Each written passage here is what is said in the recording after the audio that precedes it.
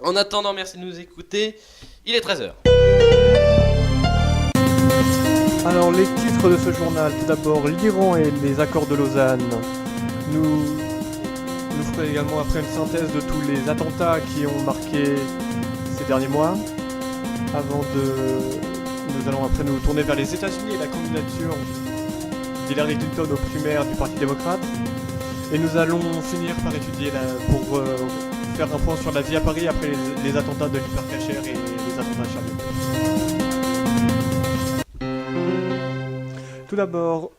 Tout d'abord, en Iran, alors un accord sur le nucléaire iranien a été trouvé à Lausanne. Donc la France, le Royaume-Uni, la Russie, la Chine, les États-Unis, l'Allemagne et donc la République d'Iran sont parvenus à un accord. Alors les Occidentaux voulaient empêcher l'Iran de devenir une puissance atomique. Mais voilà, donc ces accords ont sur ce point-là abouti. Et donc l'Iran pourra faire par contre des recherches nucléaires dans un but pacifiste, notamment dans la production d'électricité. Cet accord prévoit également un assouplissement des sanctions contre Téhéran, des sanctions économiques, mais tout de même, l'Iran se sort donc renforcé de cette conférence de Lausanne avec le pouvoir de produire de l'électricité nucléaire. En Israël, à présent, le mardi 17 mars, les Israéliens se sont rendus aux urnes pour participer aux élections anticipées, les élections législatives anticipées qui ont été convoquées par le Premier ministre sortant Benjamin Netanyahou.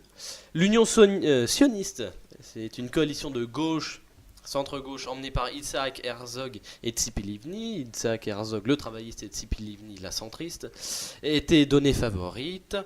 Finalement, le Likoud de Benjamin Netanyahou a remporté la victoire avec 29 sièges à la Knesset. Et dans la dernière ligne droite, il avait réussi à ratisser toutes les voix qui viennent de sa droite, des partis d'extrême droite conservateurs réactionnaires. L'Union sioniste, quant à elle, n'a obtenu que 24 sièges et a décidé de refuser toute coalition avec le Likoud. Et Yitzhak Herzog avait tout de même souhaité bonne chance à Benjamin Netanyahou après avoir accepté sa défaite.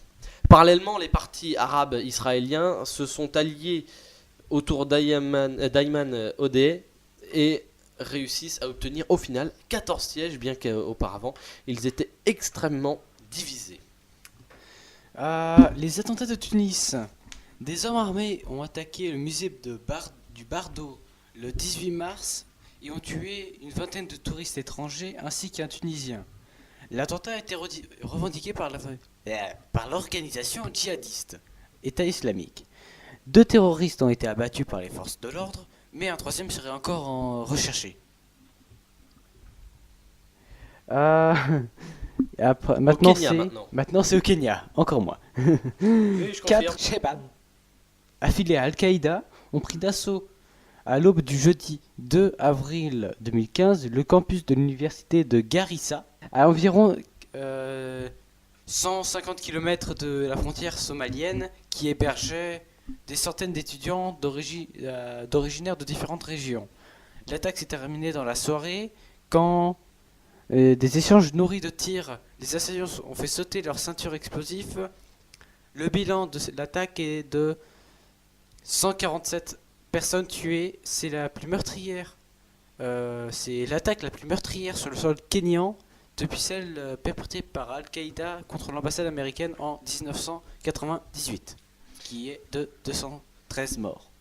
À présent, d'autres attaques au Yémen cette fois-ci.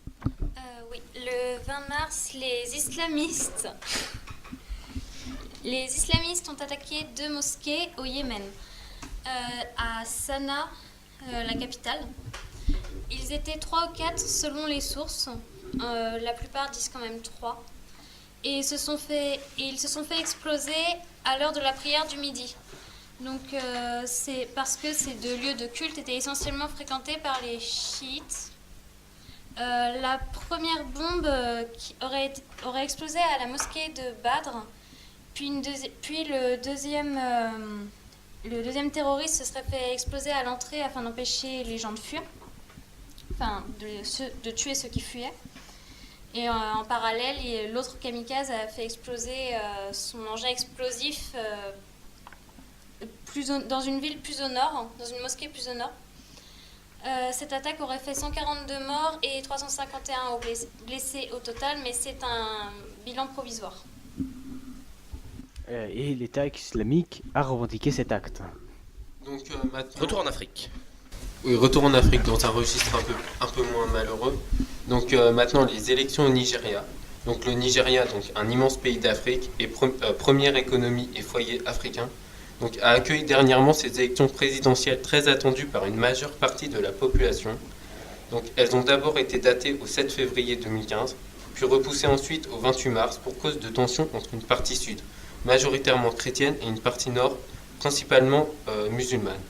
Malheureusement, aussi déchirée par la crise que provoque Boko Haram là-bas, groupe sioniste pour la prédication et du djihad, à l'origine de massacres de masse et que le gouvernement cherche à éliminer.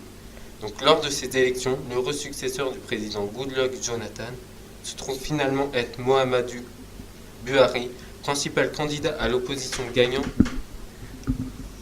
l'élection avec 53,9% des voix.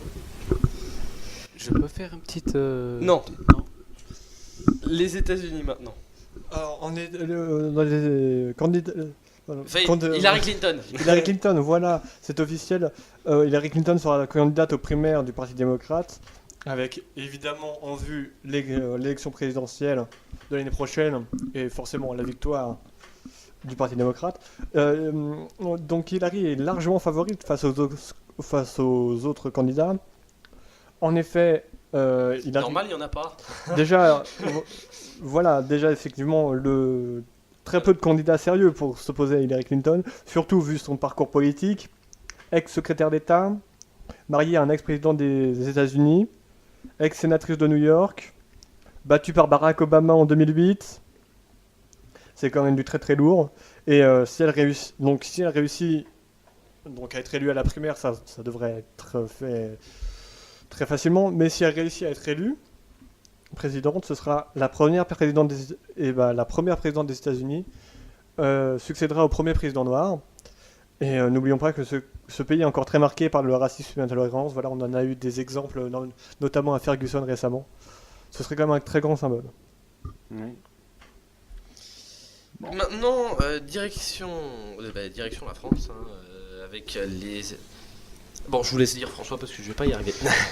Donc maintenant les attaques la cyberattaque de Télé 5 Monde. Donc jeudi 8 avril, la chaîne de télévision francophone diffusée internationalement TV5 Monde, deuxième plus grand réseau mondial d'information, ainsi que ses sites et ses pages de réseaux sociaux, a été piraté. Donc ce piratage revendiqué et orchestré par le groupe Cyber Califate, donc des militants se réclamant de Daesh, organisation islamiste. Donc, l'attaque avait pour but la diffusion de propagande islamiste sur les écrans de télévision français, mais aussi via ses réseaux sociaux en menaçant la sécurité et le gouvernement français, et par ailleurs empêchant quelconque diffusion, et ce pendant plusieurs heures. La cyberattaque aurait été enclenchée dès la fin du mois de janvier. Plusieurs mails auraient été donc envoyés aux journalistes de la chaîne, tous utilisant une technique de phishing, et permettant aux hackers d'accéder au système. Puis, plusieurs semaines avant le lancement de cette attaque, les serveurs auraient été infectés par un virus. La faille de la sécurité viendrait donc d'une erreur de vigilance humaine et remettant en cause les sécurités informatiques que proposent les différents médias. On se souvient par exemple des dizaines de cyberattaques à la suite du triste attentat de Charlie Hebdo. Toujours actualité médiatique, mais cette fois-ci avec le conflit à Radio France. Le 19 mars, les salariés de Radio France, avec l'appui de 5 de leurs syndicats, ont déposé un préavis de grève à propos des conditions budgétaires et de la sauvegarde de l'emploi. C'est ce qui était indiqué sur le site internet de Radio France et le message qui était diffusé dans la journée. Oui. Les préavis ont tous été levés 28 jours plus tard, c'est-à-dire le 16 avril à 13h. Cette grève est la plus longue que Radio France ait jamais connue. Et pourtant, le mouvement n'a abouti à rien, puisque aucun accord n'a été trouvé entre la direction et les salariés. En plus, d'après la direction, ce mouvement a fait perdre 1 million d'euros de recettes publicitaires par semaine. Je vous laisse faire le calcul avec 4 semaines. C'est-à-dire 4 millions. À cela, elle a ajouté la publication de ses comptes pour l'année 2014, faisant apparaître un déficit de 2 millions d'euros. Les syndicats annoncent maintenant continuer à se battre en négociant avec le médiateur qui a été nommé par Fleur Pellerin, Dominique Jean Chertier. On va parler politique maintenant avec donc on va commencer par le FN, avec les propos négationnistes de Jean-Marie Le Pen qui déchirent le parti. Marine Le Pen et Florian Philippot veulent exclure le président d'honneur du parti, mais ça risque d'être compliqué vu qu'il jouit d'une très grande sympathie chez les militants et chez des cadres du FN, notamment chez Marion Maréchal Le Pen. Marine Le Pen annonce qu'elle a porté plainte même contre son père, qui n'est plus candidat dans la région PACA au profit de sa petite fille, donc Marion Maréchal Le Pen. L'UMP à présent, donc c'est officiel, ce parti va donc changer de nom pour devenir les Républicains. Ce n'est pas la première fois que ça arrive, évidemment, puisque l'UMP est né au départ de la fusion du RPR et de l'UDF pour former l'Union pour la majorité présidentielle, qui après est devenue, sous Nicolas Sarkozy, l'Union pour un mouvement populaire. Voilà, ce changement de nom ne va en rien affecter les débats internes du parti. Voilà, c'est juste pour et tenter de mieux imager la volonté de ce parti. J'ai juste une question là. Est-ce qu'on va continuer à l'appeler l'UMP Bah non. Bah non, puisque on devient les Républicains. Bah oui. Bah, S'il change de nom, on l'appellera, s'il devient les Républicains, ce qui vraisemblablement arrivera, on devra les appeler les Républicains. C'est comme quand la SFIO est devenue le Parti Socialiste. Vous avez pris l'habitude, vous dites PS. Il n'y a plus personne qui dit SFIO. Non, il n'y a personne qui dit SFIO, c'est bien ce qui me semblait. Bah, je vous en prie, continuez. Nous allons terminer donc ce rendez-vous politique people, évidemment donc avec le PS. Parti par parti, dirons-nous.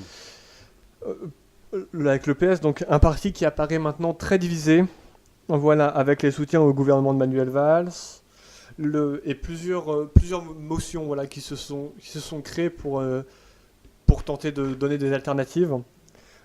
Donc le duo Cambadélis-Aubry, le renouveau socialiste, qui veut rassembler le plus de partisans possible pour proposer une alternative à Manuel Valls et François Hollande, sans être non plus totalement divergent, mais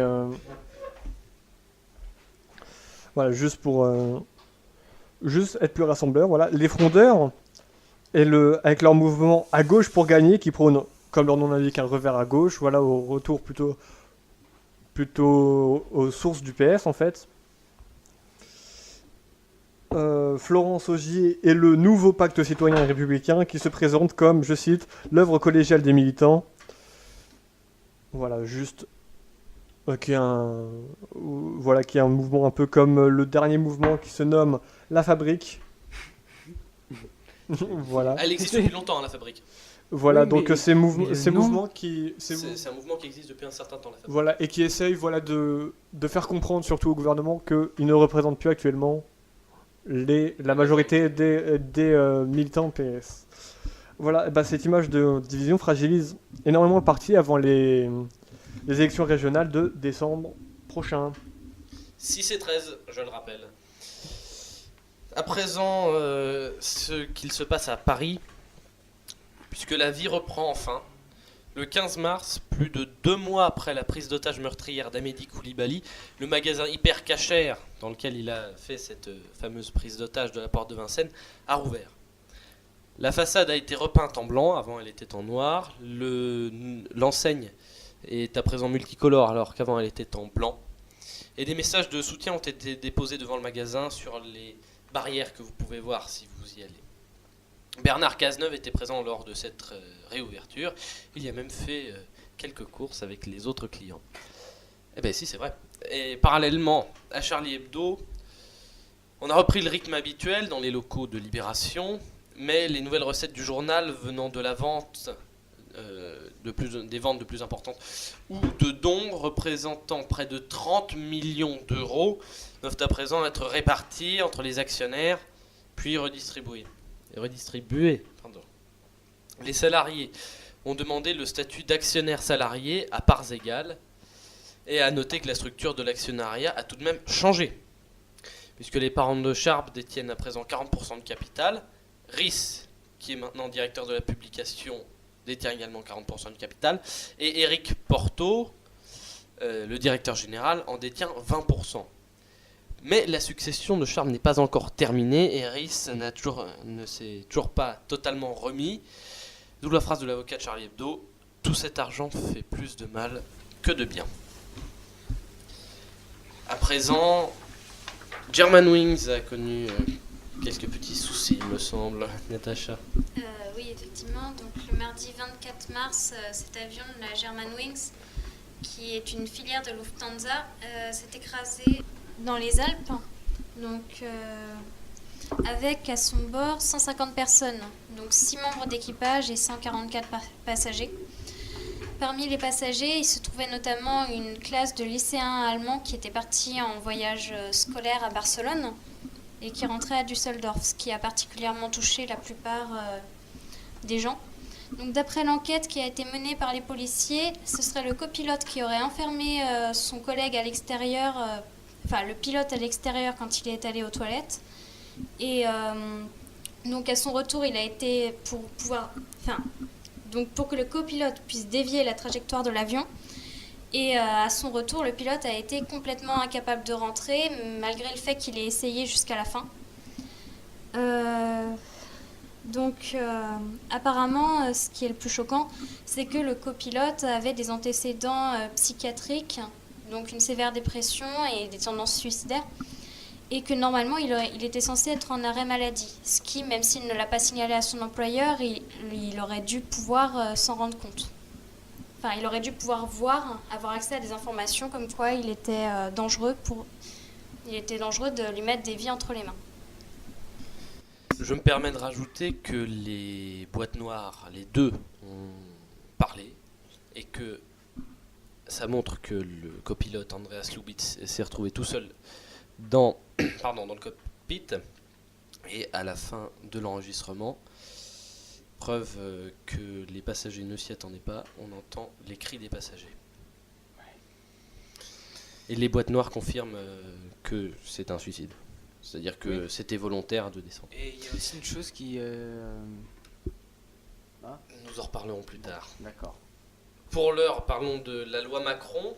Alors bien sûr, je ne vais pas vous faire le détail de ce qu'il y a dans cette loi, puisque nous l'avons déjà fait dans une émission précédente. Mais par contre, vous le savez bien, ou peut-être pas, mais en tout cas, la loi Macron est passée en force. Le 17 mars dernier, Manuel Valls a décidé, en vertu de l'article 49, alinéa 3 de la Constitution, d'engager la responsabilité du gouvernement sur la loi Macron. Dans la foulée, l'UMP a déposé une motion de censure, cette dernière ayant été rejetée, la loi est considérée comme étant adoptée. Elle est à présent au Sénat, le vote solennel aura lieu le 12 mai prochain. À présent, les chiffres du chômage. Malgré une baisse du chômage en janvier, c'est pas la peine de vous moquer Gaël, il est reparti à la hausse en février. Mais François Rebsamen a précisé que pourtant, sur les 2 premiers mois de l'année, le chômage a tout de même baissé, puisque la hausse du chômage de 12 800 chômeurs supplémentaires était compensée par la baisse le mois précédent de 19 100 chômeurs de moins. Donc au final, d'après François Rebsamen, le chômage a baissé sur les 2 premiers mois de l'année. Donc maintenant, la réforme de Marisol Touraine. Donc le projet de santé de Marisol Touraine, actuelle ministre de la Santé, donc, a été adopté par l'Assemblée nationale le 14 avril. Donc cette réforme propose, donc, sans rentrer dans les détails, par exemple une lutte contre le tabac grâce à une uniformisation des paquets de cigarettes ou l'interdiction du tabac aromatisé.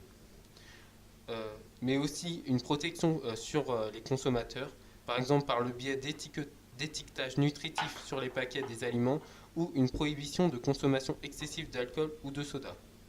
Donc en tout, cette réforme de la santé propose surtout une accessibilité aux soins où tous les frais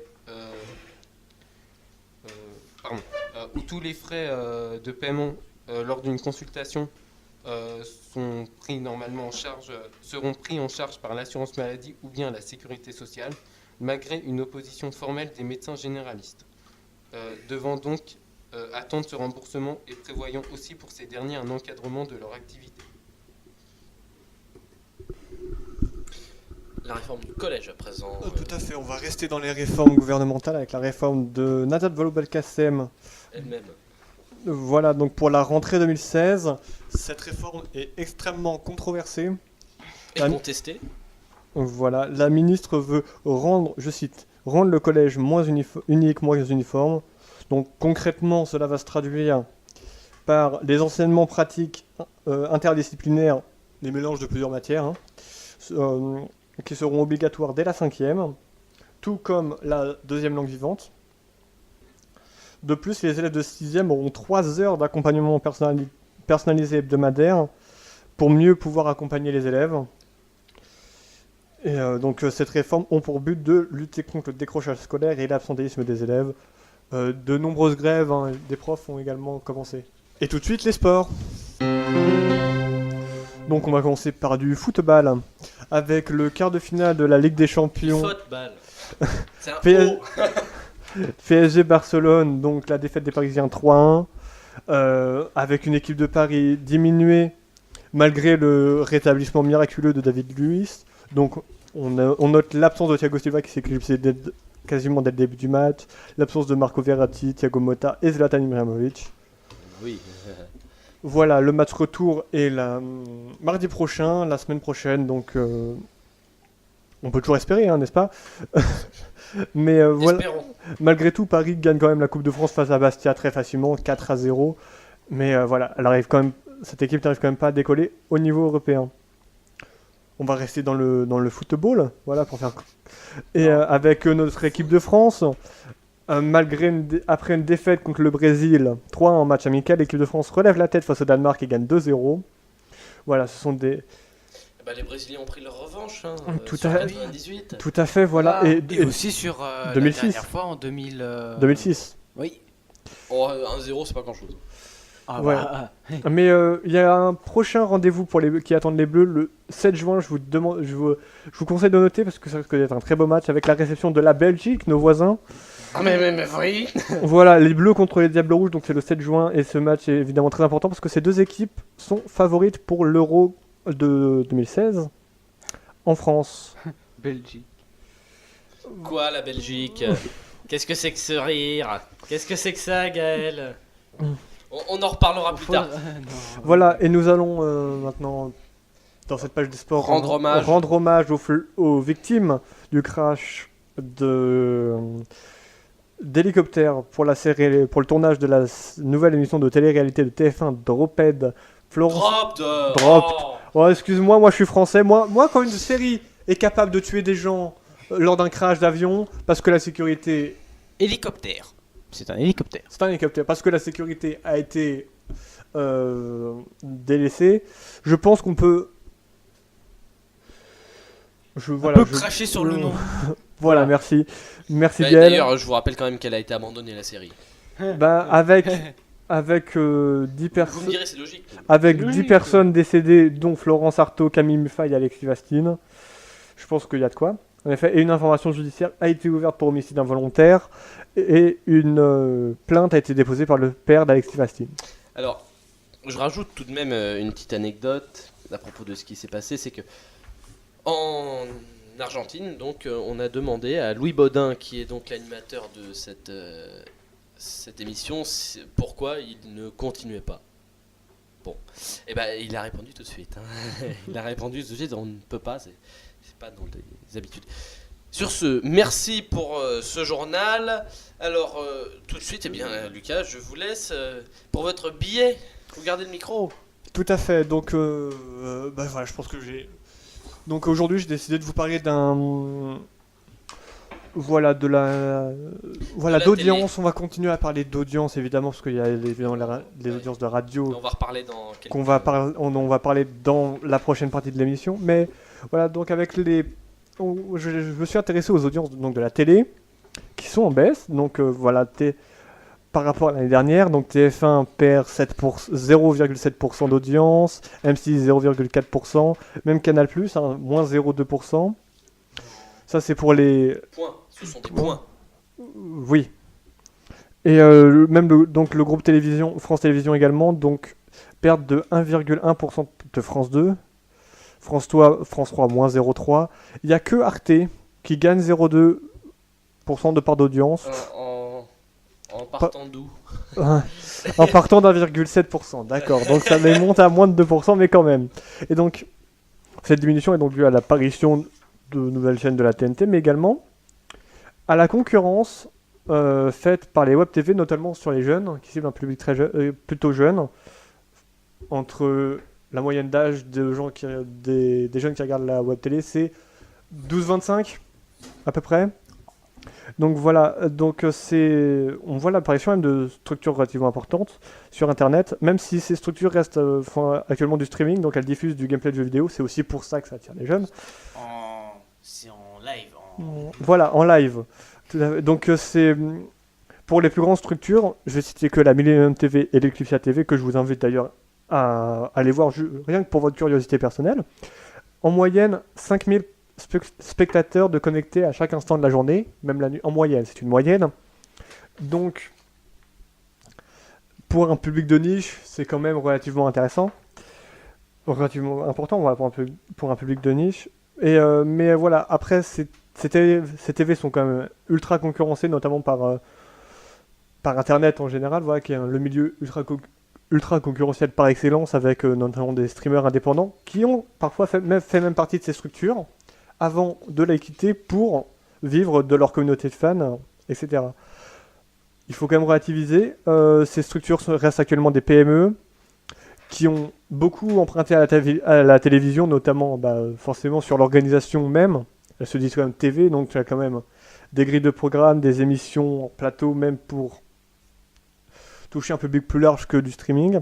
Mais on observe quand même que le côté un peu homemade avec une caméra et un animateur qui joue à un jeu vidéo a quand même influencé dans certaines mesures la télé, parce que je sais pas si vous avez fait attention, mais on voit de plus en plus l'envers du décor de la télé, avec des fois des caméras qui tournent et on voit justement les gens qui cadrent la télé, et on voit pas que ce qui se passe en plateau avec les côtés très restreints de la télé.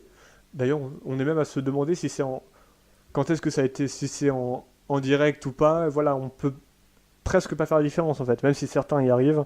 Là, je me tourne vers mon camarade Raphaël. Qu'est-ce que j'ai fait moi? Je pense que vous êtes le seul autour de cette table capable de savoir si une émission en télé est directe ou pas. Alors, ou bien, juste, je vous rappelle, il y a un certain nombre d'émissions sur lesquelles il est écrit en direct. Donc là, vous savez que c'est en direct. Voilà, mais ils sont obligés de le préciser. Non, justement. Ça, ce sont les chaînes d'infos en continu qui vont préciser si c'est en direct ou non. Mais en plus, il y a certaines émissions, ça se voit qu'elles sont rediffusées. C'est comme ça, enfin qu'elles sont rediffusées, ou tout du moins qu'elles sont pas en direct, parce qu'elles vont passer plusieurs fois, ou bien parce que, voilà, il n'y a pas la réactivité du direct. Le direct a de la réactivité. Bien sûr, à la radio, ça s'entend encore plus. Voilà, mais donc, personnellement, voilà, moi, s'il n'y a pas marqué en direct, des fois, je mets du temps, ou s'il n'y a pas un rappel des dates et que je vois que ça colle pas, j'ai du mal à faire la différence. Mais voilà, et je pense personnellement que la télé, avec son côté justement très rigide, et ce côté un peu unidirectionnel, a dégoûté beaucoup de téléspectateurs, et notamment chez les jeunes, donc qui trouvent du contenu en plus à l'infini sur Internet, et notamment donc sur ces web TV. Alors, pour les coulisses dont vous parliez il y a quelques instants, je précise que, par exemple, France 2, lors de ses soirées électorales, au moins pour les présidentielles et les législatives, parce que je dois avouer que j'ai pas regardé les autres, France 2, eh bien, propose je vais y arriver. Propose de montrer les coulisses de ces émissions. Voilà, et il passe même dans les locaux. Dans la régie.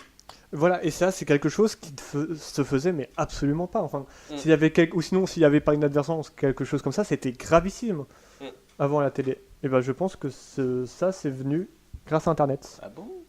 Mais je crois que je m'en souviens avoir vu ça, un truc comme ça sur Canal+, à ses débuts. Oui, il y avait un moment où on voyait. Ouais, c'est possible, mais c'était vraiment. Voilà, mais c'est normalement avant à la télé c'était considéré vraiment comme des erreurs, alors que des fois c'est vraiment trop gros. Là on voit des fois c'est trop gros pour ne pas être des erreurs. Oui, allez. Bon, merci Lucas. Et bien tout de suite, nous allons parler culture et particulièrement de Radio France. Il est 13h30.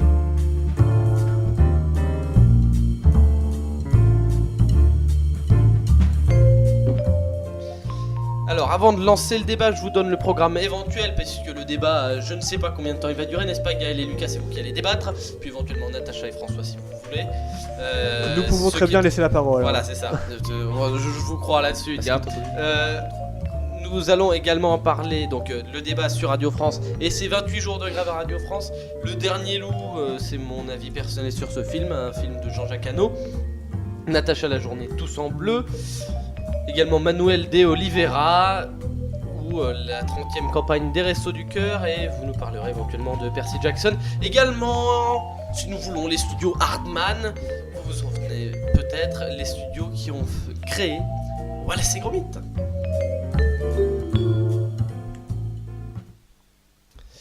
Mais tout de suite, parlons de Radio France. Hein ? Radio France qui était en grève pendant 28 jours. Maintenant, je vous écoute. Lucas, vous êtes déjà au micro. J'écoute. Ah ouais, moi tac au tac. Quart de tour, voilà, Tout allez, à fait. j'écoute. Mais déjà plus c'est très très intéressant parce qu'il y a les chiffres médiamétriques qui sont sortis juste Ouais. après et moi je suis désolé mais alors déjà je pense que Inter n'a jamais eu autant d'auditeurs que quand il y avait de la musique, même si 28 jours ça fait beaucoup. Ah, attendez. Les audiences médiamétriques sont faites sur un trimestre. Ouais, non mais Un trimestre. voilà, moi personnellement Alors peut-être qu'il y aura un sondage justement sur les audiences pendant cette grève, mais pour l'instant il n'y en a pas, donc on va pas s'y fier. Mais c'est vrai que Médiamétrie a sorti les chiffres, donc ces audiences. Les chiffres sont pas mauvais pour Radio France, mais ils sont excellents pour RTL. c'est vrai que RTL Oui, c'est notamment Laurent Ruquier. Laurent Ruquier évidemment qui domine Et Yves Calvi qui a pris, depuis qu'il est arrivé, il a réussi à prendre la tête, il a réussi à redresser sa matinale et arriver en tête. et à battre Patrick Cohen, ce qui n'est pas chose facile Ouais, sur ouais, ouais. c'est quand même Laurent Bazin l'avait fait quand il était là pendant. Alors sur 6 vagues, il a dû connaître 6 vagues d'audience. Sur les 6 vagues, il a été 5 fois en tête, Laurent Bazin. Mais sur sa seconde saison, ça a baissé. Hein. Si ça peut vous rassurer. Mais en tout cas, je sais pas quand je dois le prendre. bon, pas trop mal. Mais ce que j'entends, c'est que France Inter et toutes les radios de Radio France s'en sortent plutôt bien. Mais n'oublions pas qu'il n'y a pas de chiffres sur les chiffres de la grève.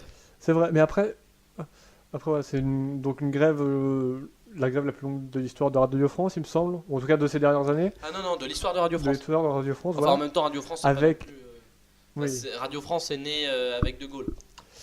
Oui. Enfin, il y a quand même un échantillon représentatif, quoi. Mais avec seulement au maximum, enfin sur France Inter en tout cas, il y avait la matinale, en tout cas Non, le 7-9. même pas. Au début si, au début de la grève si, au bout d'un moment Ouais. non, parce que et Il n'y avait rien entre 5h et 13h. Et il y avait que l'émission de Nagui. Et il y avait le 18-20. Après, c'est vrai que je n'écoute pas sur cette tranche horaire-là, mais. Donc en fait, c'est-à-dire que moi, quand j'écoute la radio, c'est-à-dire le matin et le midi, en fait, à peu près, il y avait une émission sur 4 Il heures. y En avait fait. le journal. Grosso modo, Voilà. à 13h, il y avait le journal, non? Oui, si, quand même. C'était un flash? Bah, il y avait que. Il y avait Ah oui, c'est vrai, il durait un flash. quart d'heure. Ouais. C'était du flash. Mais en tout cas, il y avait globalement le 18-20. Il y a eu quelques fois où il a été annulé, le 18-20. Mais un truc à préciser, c'est que globalement, les journalistes n'étaient pas en grève. Majoritairement, c'était les techniciens. C'est vrai. C'est vrai que c'est plus une grève de techniciens. Parce que... Voilà, et c'est pour vous. C'est quand même. Oui, c'est vrai que c'est quand même quelque chose à noter, en fait. Parce que ça veut. Oui, C'est quand même pas une. Ça veut dire que c'est pas comme il y a pu avoir des divergences sur les lignes éditoriales de Radio France. Je cite par exemple l'exclusion de Stéphane Guillon. Enfin voilà, Stéphane Guillon par exemple à France Inter. et puis avec lui, enfin toute l'équipe de la matinale de Nicolas Demorand. Ça, c'est très mal fini, hein, Il y a Nicolas pas- Demorand. et Inter- comment elle ouais. s'appelle qui a plus sa carte de presse maintenant. Pascal Et Clark, Pascal ouais, Clark- ça c'est une autre affaire. Ah, bon. En fait, Pascal Clark, c'est une histoire plus avec la commission de la carte de presse, c'est pas avec Oui. la direction de France Inter. Ouais, mais donc c'est vrai que c'est comme là où on voit donc la force justement des techniciens sur la radio. Ah bah oui. C'est eux qui font tout le travail en fait, parce que là parce que les techniciens, je sais pas combien représentent les techniciens, mais voilà, c'est par rapport aux journalistes, c'est équivalent en termes de nombre de salariés, voire même en dessous, je pense. Et ils bloquent ils bloquent toutes les radios du service public. Sauf j'imagine les France Bleu locaux. Et encore. Et Sauf encore. 107.1. Sauf 107.1 Voilà. qui est à la maison de la radio, mais je pense que c'était surtout à la maison de la radio. Mais ça, faudrait vérifier, je suis pas sûr. Je sais pas si l'un d'entre vous écoute France Bleu Auxerre. Étant donné que J'écoute que France Inter, moi. hein. étant donné que c'est pas France je n'habite pas au CR, donc enfin je. Oui, sauf qu'on capte France Bleu Auxerre, sinon je le dirais pas. Voilà. Donc non. En fait. Vous avez le choix entre France Bleu 107.1 et France Bleu Auxerre. Voilà. Il se trouve que quand des fois je zappe, je tombe. Oh, France Bleu Aux. Oh, bah c'est Auxerre. Oh là là. Bizarre. Voilà. Donc après c'est vrai que je pense que cette grève, même si évidemment on juge sur un trimestre, a quand même aidé RTL, notamment pour les journaux et les émissions. Mais bon, on a quand même pu vérifier que voilà, Inter avait la meilleure programmation musicale des radios actuellement. Enfin, sur 4 semaines, il y a un moment, ça se répète. Bah oui, Ça vous avec- a pas énervé? Vous deux, vous êtes auditeurs de France Inter, je le précise. Tout à fait. Alors, du Mike Brandt, Colin Farrell. Ouais, vous allez pas tous les citer parce que là, on va y passer 1 heure, voire plus. Oui, mais il y avait, c'était, Ça vous a énervé, au final. c'était bien, ça faisait passer le temps, mais bon. Mais il y a un moment, Il faut- on veut avoir on quelqu'un veut avoir qui parle, des quoi. émissions. Au bout d'un moment, on veut la radio, quoi. Oui. Donc, Il y a Mais je suis resté fidèle à France Inter. Je suis pas allé chez RTL. C'est voilà. pas grave. Après, je pense qu'il y a aussi. Après, Faites attention, Elisabeth Martichoux, elle va pas être contente. je regrette. Après, je regrette aussi quelques petites. Voilà, de pas. Voilà, pour moi, les journalistes auraient peut-être pu s'exprimer, Un peu plus. mais même pas forcément un peu plus, parce que je pense qu'ils sont quand même solidaires des techniciens. Hein. Enfin, voilà, ils vont pas non plus. Oui, il y avait des journalistes en grève. Hein. Ouais, voilà, il y avait des journalistes en grève, etc. Mais bon, quand même faire leur métier, quoi. Parce que même s'ils respectent la grève, ce qui est mon cas, hein, s'ils veulent, voilà, peut-être trouver une alternative, en fait.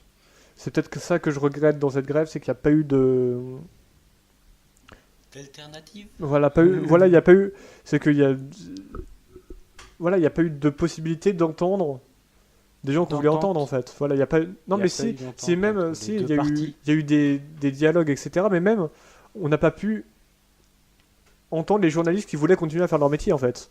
Mm. Ceux qui n'étaient pas d'accord avec la grève et qui peuvent pas travailler parce qu'il y a la grève, ouais, j'aurais quand même bien, j'aurais les quand même bien voulu journalistes, les entendre. Bah, il y a des journalistes qui travaillent quand même. Hein. Il y a aussi le truc sur Internet. Oui, oui, non, mais Là, ils écrivent quelquefois sur Internet. Bien sûr. Bien sûr qu'il y avait les articles sur franceinter.fr, mais il faut pas oublier une chose, c'est que en radio, on est dépendant des techniciens. Oui. ah oui, voilà, Ça le montre encore plus. Mais c'est pas pour rien qu'ils dépendent des techniciens, parce que les reporters, ils savent se servir de leur matériel, mais vous les mettez derrière une console. Enfin, c'est même pas une console, c'est une table de mixage. Attendez, chacun fait son métier. Hein. ah oui, non, mais je dis pas. Après voilà, peut-être après pas forcément évidemment d'audio, mais juste. Par exemple, lors des messages, nous sommes pas en mesure De diffuser l'intégralité de de vos diffuser programmes habituels. l'intégralité de nos programmes habituels. non, Voilà, on commence à la connaître par cœur. Hein.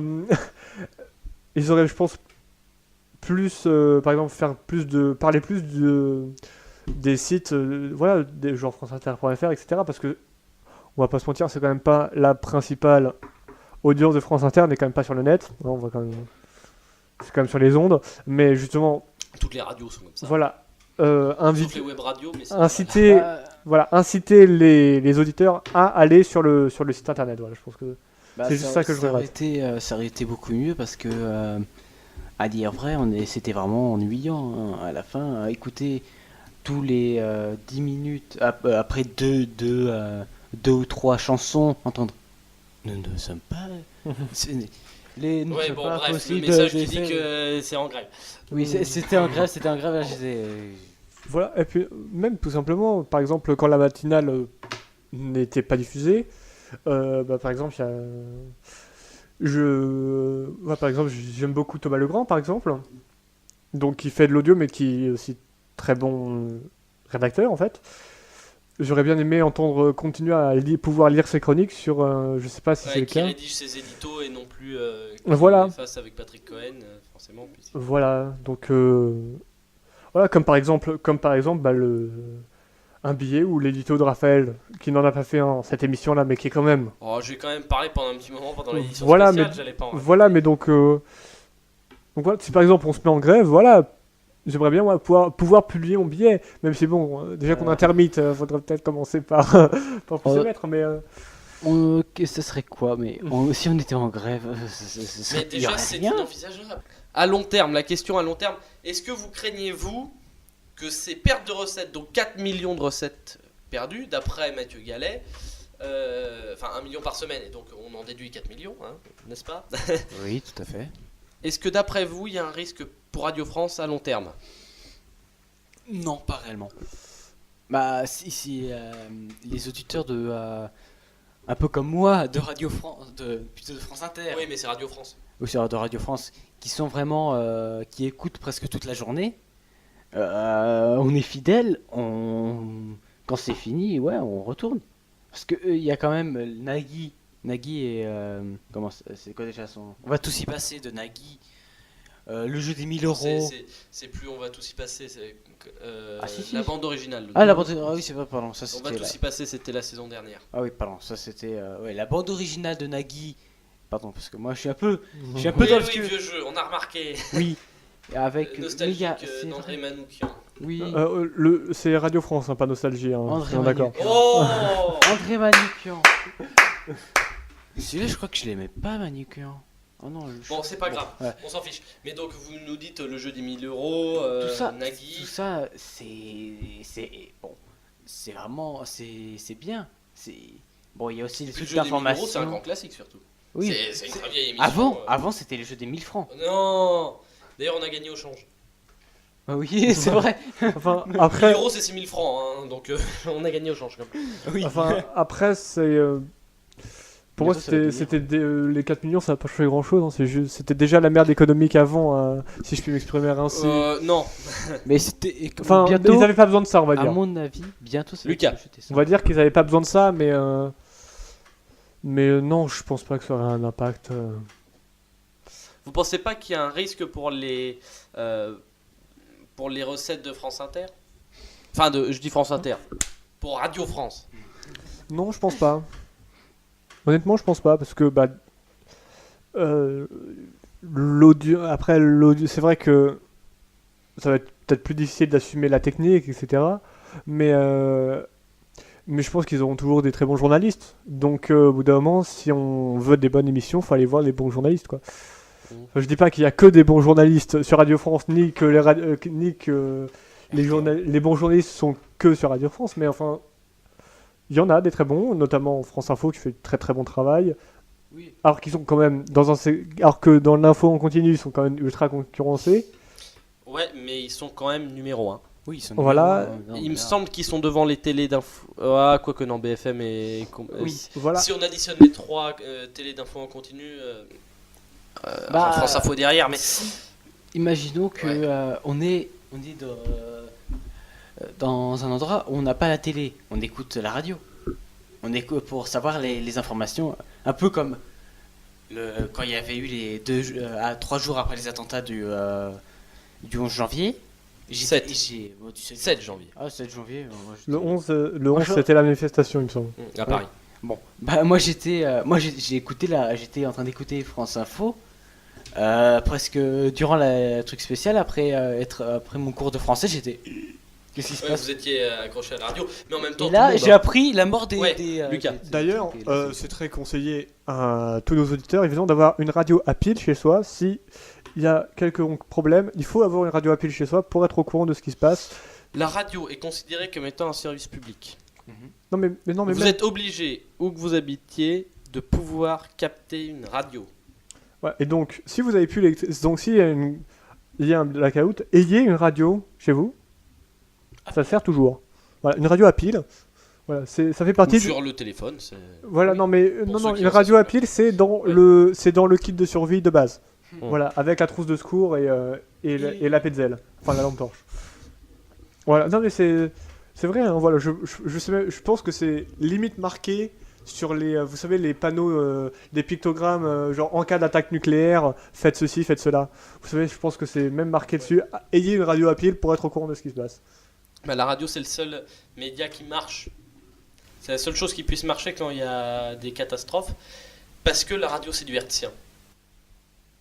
Voilà, donc pas ne l'oublier. vous reposez pas sur la télé surtout et écoutez la radio. Même si la télé c'est bien aussi, hein, évidemment. Bon, en tout cas. Vous savez la vie, donc écoutez-la. Oui, alors. Parlons, si vous le voulez bien, du plan de Mathieu Gallet. Le plan de Mathieu Gallet, donc, qui veut supprimer un orchestre, qui avait parlé de rassembler les rédactions de France Inter, France Info, France Culture, qui prévoit des plans de départ volontaires, qui prévoit d'arrêter les travaux de la maison de la radio puisqu'ils ne sont pas encore terminés. Et il me semble qu'il y a encore eu l'idée de supprimer Move. Non, je n'ai pas fait une erreur, c'est bien Move et plus le Move, hein, ça a changé. Bon, Bon, voilà. pour ça, je suis d'accord, hein, pour Move, Non, mais personne n'écoute ça. C'est juste des dépenses Ça d'argent fait- inutiles. Eh ben voilà, mais c'est justement pour ça qu'il prévoit de le supprimer. Donc vous pensez qu'il faut supprimer, vous Lucas, Ben, en à même- propos de Move. Bah en même temps, lors de la refonte du Move, oui, parce que je suis désolé, j'ai du mal à dire Move, pour moi c'est le Oui, je Move. comprends. Voilà, Vous bah, écoutiez ça? et bah lors de la refonte, bah justement il y avait de très bonnes émissions, c'était une très bonne radio lors de sa refonte. Après, j'avoue que j'ai plus du tout écouté. Mais donc effectivement, bah, si ça marche pas au bout d'un moment, bah faut arrêter. J'avoue que je ne connais pas, même si voilà, c'est une radio pour laquelle j'ai quand même de l'affection, quoi. Move ayant été créé pour rassembler, pour ramener des auditeurs jeunes. Jeune. Et l'intérêt de Move, comparé à toutes les autres radios qui marchent auprès des jeunes, donc Énergie, Rire et Chanson, Fun Radio, enfin non pas Rire et Chanson, mais Énergie, Fun Radio, Skyrock, etc., qui marchent. Oui. Énergie, c'est la première radio des jeunes, n'oublions Oui, je pas. sais. Move était destiné tout de même à ramener ses auditeurs. Move, l'avantage, c'est qu'il n'y a pas de publicité. Oui. Et c'est vrai que ça, C'est la particularité de Move. voilà, et parce que pour avoir fréquenté des taxis, et donc, qui dit taxi dit forcément énergie ou rire et chanson, etc. Quand entre deux chansons il y a 15 pubs, au bout d'un moment, on n'en peut plus, quoi. Voilà, c'est. Sur un trajet de 2 heures, 10 minutes, non, d'une heure, 10 minutes de chansons, 50 minutes de pub. Peu de choses près. Donc au bout d'un moment. Bon, après, c'est vrai que je suis mal habitué. Là, vous embellissez Je, un peu. non, je suis aussi mal habitué avec France Inter, qui a très très peu de pubs. Mais justement, les recettes publicitaires dont je parlais là tout à l'heure dans le journal, les recettes publicitaires, donc ce million par semaine, c'est seulement sur 2 chaînes de Radio France. France Inter, France Info. Il ne faut pas oublier. Mais en tout cas, ma question sur les audiences, donc à long terme bien entendu, mais surtout, elle porte sur les publicités. Vous craignez pas que les annonceurs, qui annoncent donc sur Radio France, donc France Info et France Inter, partent, puisque justement, pour faire de l'audience, pour vendre de la pub, il faut que la radio fasse de l'audience. Sinon, on ne réussit pas à faire de pub. Bah, pour le moment, ils sont plutôt bien partis, hein, niveau audience. Même s'ils sont en dessous. Voilà, parce qu'il y a quand même un monstre au niveau des audiences qui s'appelle RTL. Hein. Au niveau. Il y a 2 monstres, c'est RTL et Énergie. Voilà. Mais je pense que Inter va beaucoup plus se frotter. Enfin, et France Info et Radio France en général va beaucoup plus se frotter à RTL, parce qu'ils sont en concurrence directe. Alors que Énergie touche une tranche d'âge très différente en fait. Donc. Oui, bien sûr. Même si évidemment ils vont essayer de racoler, ce sera beaucoup plus dur de racoler sur Énergie que de racoler sur RTL. Parce que c'est beaucoup plus proche. Voilà, les radios sont beaucoup plus proches. Donc c'est plus simple. Et puis le voilà et le donc voilà, comme je l'avais dit, Énergie est une radio de jeunes. Généralement, ils sont pas tournés vers ce qu'ils veulent entendre, c'est pas trop du France Culture, quoi. Donc Non. sans faire de caricature, non mais sans faire de caricature. Après voilà, ils vont chercher autre chose, quoi. Ils vont chercher autre chose et donc ça, je pense pas que Radio France puisse l'apporter en fait. Alors que RTL, Mais Move était censé réussir. oui, mais sauf que Bien Move, parti, mais sauf ça- que c'était peut-être trop tard en fait. Vous voulez dire que Énergie. Était trop bien implanté. Ouais, C'est déjà implanté. Bon, allez. François, j'écoute. Oui. Je pense que Move n'a pas encore trouvé son public et qu'ils sont arrivés bien trop tard par rapport à Énergie ou d'autres radios qui s'adressaient aux jeunes. Oui. Et exemple, Skyrock. Skyrock, c'était. Skyrock s'effondre. Skyrock a ses audiences qui s'effondrent totalement. La radio qui est la grande gagnante de ces audiences Là, c'est de Énergie. ce trimestre. Ah non, Ah non, c'est RTL. c'est RTL. RTL s'est toujours retrouvé derrière, enfin depuis quelques audiences, vagues d'audience, s'est retrouvé derrière Énergie en audience cumulée. C'est là que c'était fin, c'est que RTL pouvait s'affirmer première radio de France parce que la part d'audience de RTL est supérieure à celle d'Énergie. Oui, d'accord. Donc, D'accord. Mais l'audience cumulée inférieure. Donc, on avait deux premières radios de France. Maintenant, Ah ouais. on a une première radio de France, c'est RTL, très clairement. Voilà, après on peut toujours noter les victoires sur. C'est vrai que RTL gagne sur tous les. À partout. Partout, voilà. C'est que même par exemple, bon évidemment, on va même plus parler de Laurent Ruquier parce que ça devient Ah, mais indécent. il commençait déjà à taquiner Philippe Mais- Bouvard, mais maintenant qu'il n'y a plus Philippe Bouvard, forcément, la concurrence en face, il n'y en a plus. Mais voilà, mais même par exemple Pour des ainsi tranches horaires, par exemple, je pense à Agnès Bonfillon, voilà, qui a quand même quitté, qui a été La forcé revue de de presse. quitter, il y avait. enfin, qui a quand même quitté, voilà, c'était pas en très Elle bon a terme. quitté la matinale et C'était a pris le 22-23. c'était très difficile avec la matinale. Il était pas au Fou du Roi déjà, lui Non, je crois pas que Non, Laurent Ruquier, non. c'est Stéphane. C'était Stéphane Bern, Laurent Oui, Ruquier, c'était- il avait fait. Mais voilà, donc Il était aussi à Inter, c'est comme ça qu'il s'est lancé. Mais... ouais, c'est vrai Ouais. que donc avec Agnès Bonfillon, donc c'était très compliqué. Sa situation était plutôt compliquée à RTL et qui a réussi même à gagner de l'audience, à rapporter de l'audience à la radio. Ouais, dans le 22-23. Mais en même temps, je sais pas si en face on peut dire qu'il y a vraiment de la concurrence. Il y a Pascal Clark, certes, entre 22h et 23h. Quand même. Oui, bah oui. c'est tard. J'ai- C'est tard. C'est vrai que c'est très tard pour. C'est tard, mais de toute façon, la radio la nuit ne fait pas d'audience. Hein. Ah non. La nuit, c'est la télé ou c'est rien. Oui, c'est ça. Bah. Non, le soir, c'est la télé qui fait de l'audience, la nuit, c'est la radio. Sauf que pour la nuit, il n'y a pas de sondage. Les sondages, c'est entre 5h et minuit. Ouais, bah en même temps, l'échantillon, c'est les horaires les plus représentatifs, quoi. De quoi? 5h, minuit, encore minuit, c'est pour voir un peu large quand même. Parce que je pense que. Mais minuit, en fait, ça montre aussi que Énergie est la première radio des jeunes, puisque Énergie réussit à faire de l'audience la nuit. Et ça, c'est très fort. Réellement Bah bien sûr, mais attendez, vous êtes tous là plus jeunes que moi, et moi-même je suis plus jeune que beaucoup de monde, donc vous savez très bien, quand vous rentrez dans votre chambre, est-ce que vous vous couchez tout de suite? Non. Voilà, qu'est-ce que vous faites? Qu'est-ce que vous pouvez faire mis à part lire? Ou aller sur votre ordinateur? Écoutez la radio. Jouer, Voilà. La télé- regarder des vidéos. La télé, si vous voulez, il y en a une par foyer. Des fois, il y en a plus. Mais globalement, on peut dire qu'il y en a une par foyer. Et puis la télé, bon, bah, c'est le choix des parents, ou c'est votre choix, mais voilà, il y a un choix. Alors que la radio, souvent, il y en a plusieurs. Vous prenez, je sais pas, une petite radio à pile, comme vous disiez. Mais non, ou vous avez votre radio on à prend vous. pas une petite Votre radio à pile. téléphone, On votre prend. téléphone. On prend pas une petite radio à pile, on prend un truc nécessaire à la survie en cas de catastrophe nucléaire. C'est Bon, foncièrement bien sûr. différent. Mais- D'accord. Ce que je veux dire, c'est que la radio permet de choisir. Oui. La radio te permet de faire ce choix. Et c'est pour ça que les radios, elles font des tests le soir, la nuit. C'est là qu'ils font leur laboratoire. RTL a lancé La curiosité est un vilain défaut. Et RTL Grand Soir, qui est animé par Agnès Bonfillon et Christophe Paco, puisque vous parliez d'Agnès Bonfillon. Représentée plutôt, c'est un journal quand même. Donc chaque radio lance son laboratoire le soir, pas la nuit. Hein. La nuit, de toute façon, il y a quelqu'un qui est installé.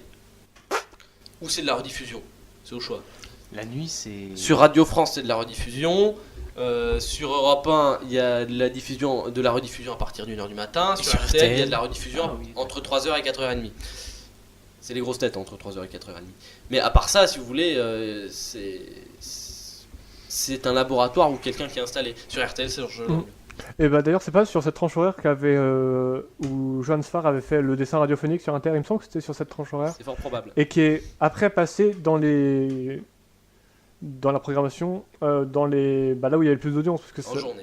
Ouais, en journée, parce que ça marchait énormément. Alors que ça, c'était peut-être pas un calcul très malin de la part de France Inter, parce que. Ce qui marche la nuit ne marche pas forcément en journée. Voilà. Parce que la nuit, il y a un ton différent. Et puis voilà, puis quand on entend la voix de Johan Sfar avec. On a inventé le dessin radiophonique. Je suis désolé, moi j'écouterai pas ça à 13h quand je rentre chez moi avant de repartir au lycée. Voilà, j'aime bien entendre. C'est vrai qu'à 13h. On dirait presque c'est un gars qui C'est vrai. qui est en train de prendre des antidépresseurs. C'est vrai qu'à 13h, j'aime bien entendre Nagui avec la bande originale et leurs blagues un peu à la Ruquier, hein, je veux pas dire, mais. C'est la même école. Hein. Mais c'est la même école, voilà. Des vraies blagues Mais donc, salaces. pas que. Mais voilà, j'aime bien Mais entendre. c'est la même école. J'aime bien entendre ça. J'aime bien entendre ça à 13h par exemple. Je trouve que je préfère quand même là la bande originale parce que comment elle s'appelle déjà on va tous y passer parce que là au moins il n'y a pas comment elle s'appelle déjà l'autre la chinoise. Oh. Oui, Pas de non, mais racisme primaire, s'il vous plaît. oui pardon mais elle était horrible. Qui Euh, De qui vous parlez là dans la bande originale il y avait une Asiatique. asiatique voilà D'origine, parce que je pense D'origine qu'elle était asiatique. française. d'origine asiatique qui faisait des on va Ce dire que vous pensez être des mauvaises blagues. C'est oui ça non elle faisait des trucs mais c'était horrible c'était bon je vais pas dire le mot que j'ai envie de dire mais c'était... Ouais, surtout que là, on arrive au bout de l'émission. ah oui bon désolé. Sur ce, alors, Natacha, François, vous avez très peu parlé dans ce débat, j'en suis désolé, puisque on aurait pu développer d'autres sujets que nous gardons bien sûr en réserve pour la prochaine émission. Merci à tous, merci à vous de nous avoir écoutés, il est 14h, merci et à bientôt.